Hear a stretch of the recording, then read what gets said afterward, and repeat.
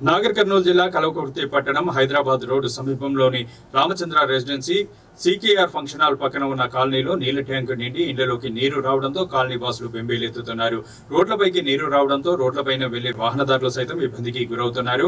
కాగా ఈ విషయంపై అధికారులకు ఎన్నోసార్లు ఫిర్యాదు చేయగా నిర్లక్ష్యంగా వ్యవహరిస్తున్నారని కాలనీ వాసులు వాపోతున్నారు. కాగా నీరు వృధాగా పోతున్న మున్సిపాలిటీ అధికారులకు గతంలో ఎన్నోసార్లు దృష్టికి తీసుకుని వెళ్లినా ఫలితం లేదని, నీరు నిలిచిపోయి ప్రహారీ గోడ కూలే ప్రమాదం ఉందని, ఏదైనా ప్రమాదం జరిగితే గాని అప్పుడు మాత్రమే అధికారులు స్పందిస్తారో ఏమోనని కాలనీ వాసులు వాపోతున్నారు. నిత్యం నరకం అనుభవిస్తున్న తమను ఇప్పటికైనా అధికారులు స్పందించి తగిన చర్యలు చేపట్టాలని స్థానికులు కోరుతున్నారు.